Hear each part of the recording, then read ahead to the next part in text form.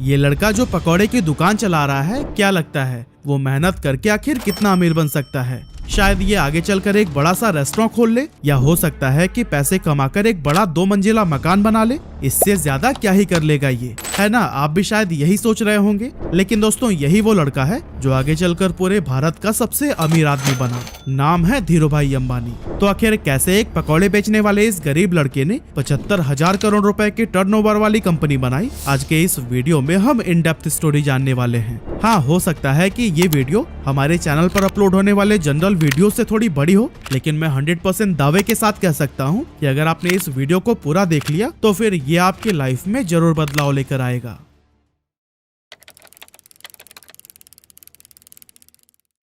तो दोस्तों, इस कहानी की शुरुआत होती है 28 दिसंबर 1932 से, जब गुजरात के चोरवाड़ गांव के एक मिडिल क्लास फैमिली में धीरजलाल हीरालाल अंबानी का जन्म हुआ था। और यही साधारण सा दिखने वाला लड़का आगे चलकर धीरूभाई अंबानी के नाम से फेमस हुआ। इनके पिता हीराचंद गोवर्धन भाई अंबानी गांव के ही स्कूल में बच्चों को पढ़ाने का काम करते थे। और कुछ इसी तरह से जब धीरूभाई अंबानी 5 साल के हुए, तब उनका एडमिशन बहादुर खानजी स्कूल में करा दिया गया। हालांकि धीरूभाई अंबानी को पढ़ाई लिखाई से कोई खास लगाव नहीं था, फिर भी पिता के डर से न चाहते हुए भी उन्हें स्कूल जाना ही पड़ता था।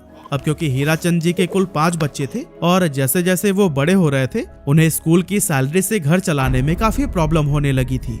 और दोस्तों, इसी गरीबी और तंगहाली से ही परेशान होकर एक दिन धीरूभाई अंबानी ने फैसला किया कि अब वो पढ़ाई छोड़कर कोई काम करेंगे। वैसे तो बेटे के इस फैसले से हीराचंद काफी नाराज हुए और उन्हें वापस स्कूल भेजने की कोशिश में लग गए, लेकिन धीरूभाई के जिद के सामने उन्होंने भी हार मान ली। अब दोस्तों, यहाँ धीरूभाई काम तो करना चाहते थे, लेकिन आखिर करें क्या, ये उन्हें समझ नहीं आ रहा था। और इस तरह से काम की तलाश में वो इधर उधर घूमते रहे। और फिर इसी टाइम पर वह अपने गांव के एक मंदिर पहुंच गए। उन्होंने देखा कि अक्सर सुनसान रहने वाले मंदिर परिसर में आज बहुत भीड़ लगी हुई थी।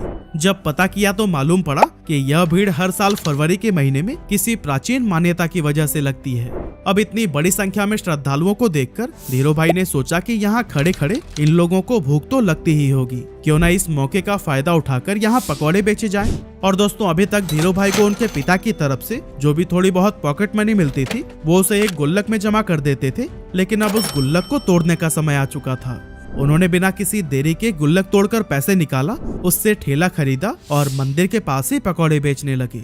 अब दोस्तों, इस धंधे से उन्हें शुरुआत में तो बहुत प्रॉफिट हुआ, लेकिन कुछ समय के बाद जब श्रद्धालुओं की संख्या कम होने लगी तो फिर उनकी आमदनी भी लगभग न के बराबर रह गई। ऐसे में उन्हें लगा कि अब यहाँ पर समय बर्बाद करने से कोई फायदा नहीं, इसीलिए उन्होंने अपना ठेला बेच दिया और सारे पैसों को बैंक में जमा करा दिया। आगे चलकर वो फिर से किसी काम की तलाश में लग गए और फिर उस दौरान उन्होंने देखा कि बहुत सारे लोग यमन में काम करने के लिए जा रहे हैं और आज से पहले जो भी वहां पर गए थे उनकी फाइनेंशियल कंडीशन काफी बेटर हो गई थी। लेकिन इसके पीछे की वजह क्या थी, इसका जवाब ढूंढने पर धीरूभाई अंबानी को पता चला कि यमन में इंडिया से कई गुना ज्यादा पैसा बनता है। इसीलिए धीरूभाई अंबानी 1950 के दौरान महज 17 साल की उम्र में अपने बड़े भाई रमणिक लाल के पास में यमन चले गए। वहां पहुंचने के बाद से रमणिक लाल ने एबीसी कंपनी के पेट्रोल पंप पर धीरूभाई अंबानी को काम दिला दिया और यहाँ काम करते हुए उनकी सैलरी 300 रुपए हर महीने की थी। अब दोस्तों, इस पेट्रोल पंप पर काम करते टाइम धीरूभाई अंबानी लोगों को कई अलग अलग प्रमोशनल मेथड से इनकरेज करते थे कि वो ज्यादा से ज्यादा पैसों का पेट्रोल डलवाएं। अब दोस्तों, उनके ऐसा करने की वजह से पेट्रोल पंप का रेवेन्यू काफी ज्यादा बढ़ गया और उनके काम से खुश होकर उन्हें पेट्रोल पंप का मैनेजर बना दिया गया। अब क्योंकि प्रमोशन होने की वजह से पेट्रोल पंप पर काम करने के बाद भी धीरूभाई के पास काफी टाइम बच जाता था, तो ऐसे में उन्होंने सोचा कि इस खाली टाइम में क्यों ना एक जॉब कर ली जाए। और फिर ऐसा सोचकर वो एक जगह पर क्लर्क के तौर पर भी काम करने लगे। अब दोस्तों, हम इंडियन दुनिया के किसी भी कोने में क्यों ना चले जाएं, पर अपनी चाय की आदत को नहीं बदल सकते। और धीरूभाई को भी चाय पीना बहुत पसंद था। अब वैसे तो इसके लिए उनके पास 2 ऑप्शंस थे, या तो वो रोड साइड पर 10 पैसे की चाय पिए या फिर किसी 5 स्टार होटल में 1 रुपए की। लेकिन यहाँ पर धीरूभाई ने 1 रुपए वाली चाय को ही चुना, ताकि वो चाय की चुस्कियां लेते लेते आसपास के अमीर लोगों की बातों को सुनकर ये जान सकें कि आखिर वो ऐसा क्या करते हैं कि वो इतने अमीर हैं। ऐसे ही एक दिन जब वो चाय पी रहे थे, तभी उन्होंने अपनी बगल वाली टेबल पर बैठे 2 लोगों की बातें सुनी, जिसमें एक व्यक्ति दूसरे को बता रहा था कि क्या तुम्हें पता है, हमारे यमन में जो चांदी के रियाल के सिक्के चलते हैं ना, उनमें लगी चांदी की कीमत इस रियाल से भी ज्यादा है। यानी कि 100 रुपए के सिक्कों में 110 रुपए की चांदी है। अगर कोई इसे पिघलाकर निकाल ले तो फिर उसके पास पैसे ही पैसे होंगे। अब वैसे तो ये अमीर लोग इस बात को बस मजाक मजाक में कर रहे थे, लेकिन धीरू भाई ने इसे सीरियसली ले लिया। उन्होंने एक मशीन खरीदी और फिर लाखों की संख्या में सिक्कों को पिघलाना शुरू कर दिया। जैसे जैसे धीरू भाई का यह काम आगे बढ़ा, मार्केट में सिक्कों की कमी होने लगी और गवर्नमेंट भी इस बात से परेशान थी कि आखिर ये सिक्के जा कहाँ रहे हैं। और दोस्तों, जब गवर्नमेंट ने इस बात की जांच के लिए इन्वेस्टिगेशन टीम बनाई, तब धीरू भाई अंबानी का नाम सामने आया। हालांकि जब तक पुलिस उनके ठिकाने पर पहुंचती, धीरू भाई सारे पैसे इकट्ठा करके वहां से इंडिया निकल चुके थे। ये साल था 1958 का, जब धीरू भाई वापस अपने घर पहुंचे और जब उनके पिता ने यह सुना कि वो नौकरी छोड़कर आए हैं, तो वो काफी ज्यादा नाराज हुए। रिश्तेदारों ने भी काफी क्रिटिसाइज किया, लेकिन फिर भी उन्होंने किसी की भी बातों पर ध्यान नहीं दिया। दोस्तों, यमन से वापस आकर कुछ समय गांव में बिताने के बाद उन्होंने कोकिला बहन से शादी कर ली और फिर उसके बाद अपना बिजनेस स्टार्ट करने के लिए मुंबई चले गए। 1958 में ही उन्होंने 50,000 रुपए की पूंजी के साथ रिलायंस कॉमर्शियल कॉर्पोरेशन नाम से ऑफिस खोला और मसालों का व्यापार करने लगे। कुछ समय के बाद उन्हें पता चला कि मसालों की बजाय अगर सूत का व्यापार किया जाए तो उससे ज्यादा फायदा होगा, लेकिन प्रॉब्लम ये थी कि उनके पास इस व्यापार के लिए पर्याप्त पैसे नहीं थे। इसीलिए उन्होंने अपनी कजन चंपकलाल दमानी के साथ मिलकर व्यापार करने का सोचा, जो पहले उन्हीं के साथ यमन में रहा करते थे। लेकिन जब उन्होंने इस इंडस्ट्री में एंटर करने की ट्राई की, तब उन्हें पता चला कि यहाँ पर व्यापारियों ने एक यूनियन बना रखा है और वो सभी मिलकर किसी भी नए व्यापारी को इस इंडस्ट्री में एंटर नहीं होने देते हैं। और अगर किसी को एंटर करना भी है तो उससे पहले यूनियन के लीडर से परमिशन लेनी पड़ती है। इस तरह से एक नए फील्ड में उतरना धीरू भाई अंबानी के लिए काफी चैलेंजिंग हो गया था। हालांकि काफी मेहनत मशक्कत के बाद उन्हें ये परमिशन तो मिल गई, लेकिन इसके बाद उन्हें पता चला कि वो जिन फैक्ट्रीज से सूत खरीद रहे थे, उन्होंने भी एक यूनियन बना रखा है और जिन्हें फाइनल प्रोडक्ट बेचा जाता था, उनका भी एक अलग यूनियन है। इस तरह से ये सभी मिलकर इन बीच के ही व्यापारियों को लूट रहे थे, क्योंकि एक तो फैक्ट्री वाले सूत महंगे में सेल कर रहे थे और दूसरी तरफ खरीदार उसे सस्ते में ले रहे थे। बीच में नुकसान हो रहा था धीरू भाई और उनके जैसे कई सारे व्यापारियों का।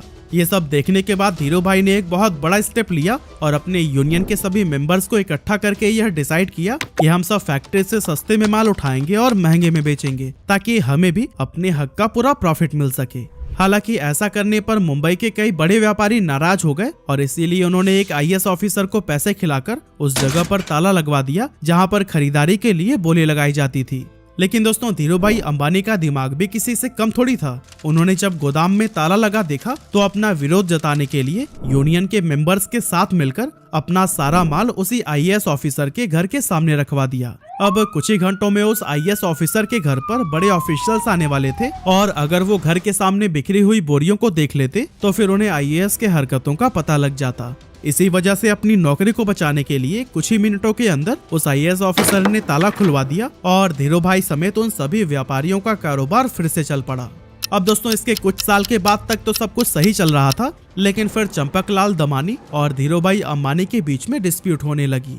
असल में दोनों का बिजनेस माइंडसेट बहुत ज्यादा अलग अलग था, इसलिए 1965 में चंपकलाल दमानी ने पार्टनरशिप खत्म करने की सोची और फिर दोनों अलग हो गए। 1966 में धीरू भाई अंबानी ने गुजरात के नरोदा में टेक्सटाइल मिल शुरू की और फिर यहाँ से उन्होंने कभी भी पीछे मुड़कर नहीं देखा।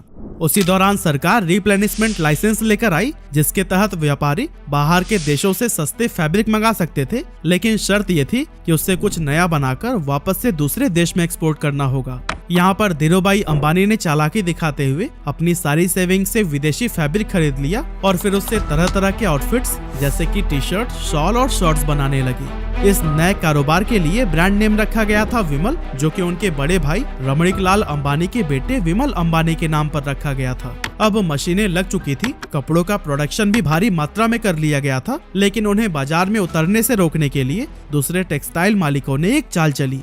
एक्चुअली उन्होंने अपने सभी रिटेलर से यह कह दिया था कि अगर धीरू भाई अंबानी से आपने माल खरीदा तो फिर वो उन्हें आगे से माल नहीं देंगे।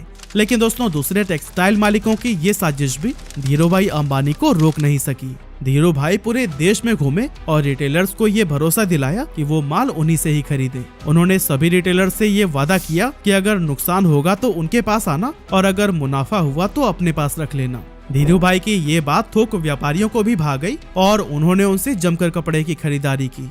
अब चूंकि पॉलिस्टर की क्वालिटी मार्केट में मौजूद बाकी ब्रांड्स के मुकाबले बहुत ही बढ़िया थी, इसीलिए विमल के कपड़ों की डिमांड बहुत तेजी से बढ़ने लगी। और दोस्तों एक मौका तो ऐसा भी आया जब एक ही दिन में देश भर में विमल के 100 शोरूम्स का उद्घाटन किया गया और विमल उस जमाने का नंबर 1 पॉलिस्टर ब्रांड बन गया। इसके अलावा वर्ल्ड बैंक की टीम ने जब धीरू भाई के नरोदा स्थित कपड़ा मिल का इंस्पेक्शन किया तो फिर उन्होंने इसे इंडिया का बेस्ट टेक्सटाइल मिल कहा। साथ ही यहाँ पर बने हुए कपड़े डेवलप्ड कंट्री के स्टैंडर्ड्स पर भी एक्सीलेंट साबित हुए। लेकिन दोस्तों ये सफर धीरू भाई अंबानी के लिए इतना आसान नहीं था, क्योंकि जब इनके कॉम्पिटिटर्स को ये पता चला कि धीरू भाई अंबानी रिप्लेनिशमेंट का गलत फायदा उठा रहे हैं, तब उन्होंने धीरू भाई अंबानी पर केस कर दिया। इसके बाद से धीरू भाई अंबानी ने ये सफाई दी कि शर्तों में ये कहाँ लिखा गया है कि बाहर के देशों से माल मंगाकर 100% प्रोडक्ट को ही एक्सपोर्ट कर देना है। असल में धीरू भाई अंबानी विदेशी फैब्रिक से बनाए गए कपड़ों में से कुछ हिस्सा फॉरेन मार्केट के लिए रवाना कर देते थे और फिर बाकी का डोमेस्टिक के लिए रख लेते थे। और दोस्तों उनकी इस स्ट्रैटेजी से उनके बिजनेस को काफी प्रॉफिट भी हुआ। साथ ही विमल देश सहित विदेशों में भी अपनी अच्छी पहचान बनाने में कामयाब हो गया। इस एरिया में मिली सफलता के बाद धीरू भाई अंबानी ने धीरे धीरे कई और भी दूसरे सेक्टर्स में अपने बिजनेस को एक्सपैंड करना शुरू कर दिया।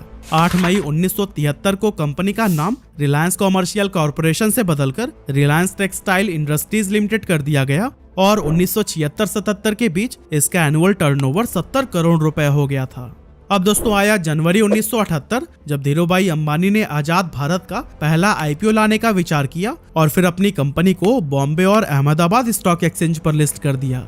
10 रुपए शेयर प्राइस पर 2.8 मिलियन इक्विटी शेयर्स का आईपीओ पेश किया गया, जिस पर इन्वेस्टर्स ने जमकर भरोसा जताया और 58,000 इन्वेस्टर्स ने इसमें इन्वेस्ट किया था। इस स्टॉक से लोगों ने भरपूर प्रॉफिट कमाया और ये इतना पॉपुलर हो गया कि जब 1986 में कंपनी की एनुअल शेयर होल्डर मीटिंग रखी गई तो फिर उस टाइम पर 30,000 शेयर होल्डर्स उसमें शामिल हुए, जो कि इंडियन कॉर्पोरेट हिस्ट्री में एक रिकॉर्ड बन गया था। कमाल की बात तो ये थी कि उस टाइम पर बॉम्बे में एक भी ऐसा हॉल नहीं था जो कि इतने लोगों की कैपेसिटी को होल्ड कर सके। इसी वजह से इस मीटिंग को एक मैदान में ऑर्गेनाइज किया गया था। 1980 में धीरू भाई अंबानी ने महाराष्ट्र के पाताल गंगा में पॉलिस्टर फाइबर धागे का कारखाना खोला और काफी कोशिशों के बाद तेल के उत्पादन के लिए भी सरकार से लाइसेंस हासिल कर ली। इस तरह एक टाइम पेट्रोल पंप पर काम करने वाले धीरू भाई अंबानी की अपनी खुद की ऑयल प्रोडक्शन कंपनी हो गई। इसके बाद आया 16 फरवरी 1986, जब धीरू भाई को पहला हार्ट अटैक आया। एक्चुअली उन्होंने अपने बेटे मुकेश अंबानी को बताया कि उनकी पीठ में काफी तेजी से दर्द हो रहा है और इससे पहले कि उन्हें हॉस्पिटल लेकर जाया जाता वो अनकॉन्शियस हो गए थे।